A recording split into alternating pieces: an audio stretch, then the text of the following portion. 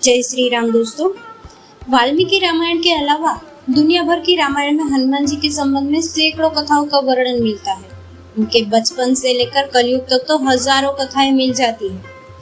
हनुमान जी को कलयुग का संकट मोचन देवता कहा गया है। तो आओ जानते हैं इस वीडियो के माध्यम से 5 ऐसी कथाएं जो आज भी प्रचलित है। सबसे पहले लिखी रामायण। हनुमान जी ने सबसे पहले लिखी थी रामायण। शास्त्रों के अनुसार विद्वान लोग कहते हैं कि सर्वप्रथम राम कथा हनुमान जी ने लिखी थी और वह भी एक शिला पर अपने नाखूनों से लिखी थी। यह राम कथा वाल्मीकि जी की रामायण से भी पहले लिखी गई थी और यह हनुमत रामायण के नाम से प्रसिद्ध है।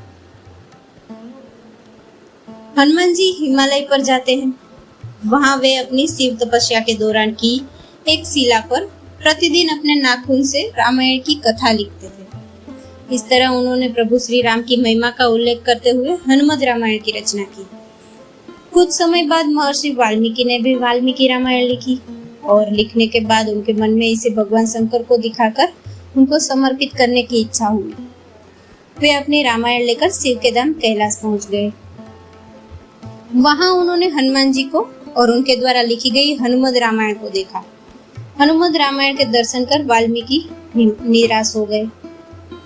वाल्मीकि को निराश देखकर हनुमान जी ने उनसे निराशा का कारण पूछा तो महर्षि बोले कि उन्होंने बड़े ही कठिन परिश्रम के बाद रामायण लिखी थी, लेकिन आपकी रामायण देखकर लगता है कि अब मेरी रामायण उपेक्षित हो जाएगी, क्योंकि आपने जो लिखा है उसके समक्ष मेरी रामायण तो कुछ भी नहीं है।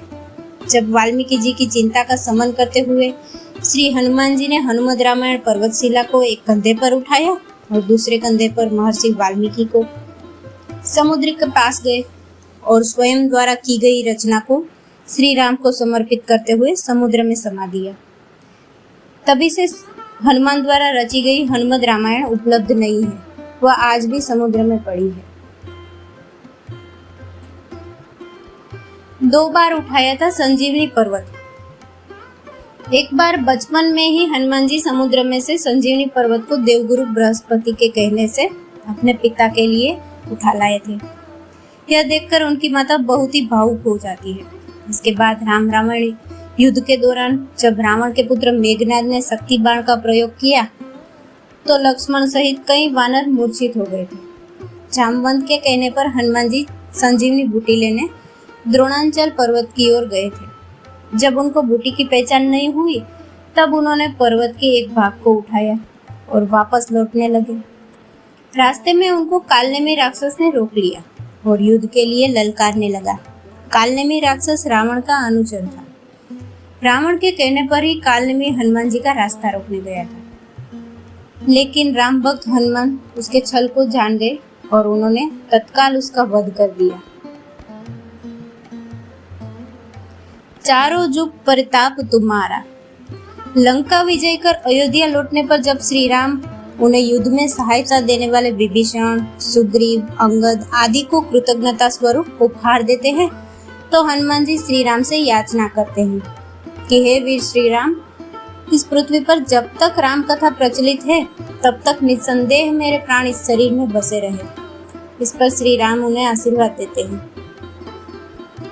ऐसा ही होगा, इसमें संदेह नहीं है। संसार में मेरी कथा जब तक प्रचलित रहेगी तब तक तुम्हारी कीर्ति अमिट रहेगी और तुम्हारे शरीर में प्राण भी रहेंगे। जब तक ये लोक बने रहेंगे तब तक मेरी कथाएं भी स्थिर रहेंगी। चारों जुग परिताप तुम्हारा, है प्रसिद्ध जगत उजियारा। विभीषण और राम का मिलाना।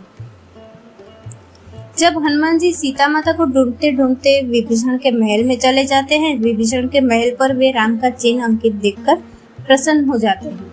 वहां उनकी मुलाकात विभीषण से होती है। विभीषण उनसे उनका परिचय पूछते हैं और वे खुद को रघुनाथ का भक्त बताते हैं। हनुमान और विभीषण का लंबा संवाद होता है और हनुमान जी जान जाते हैं कि यह काम का व्यक्ति है।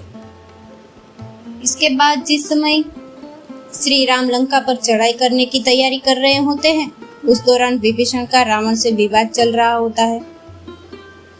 अंत में विभीषण महल को छोड़कर राम से मिलने को आतुर होकर समुद्र के इस पार आ जाते हैं। वानरों ने विभीषण को आते देखा तो उन्होंने जाना कि शत्रु का कोई खास दूत है।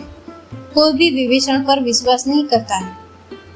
ऐसे में हनुमान जी सभी को दिलासा देते हैं और राम भी कहते हैं कि मेरा प्रण है कि शरणागत के भय को हर लेना चाहिए। इस तरह हनुमान जी के कारण श्री राम विभीषण का मिलन सुनिश्चित हो पाया। जय श्री राम।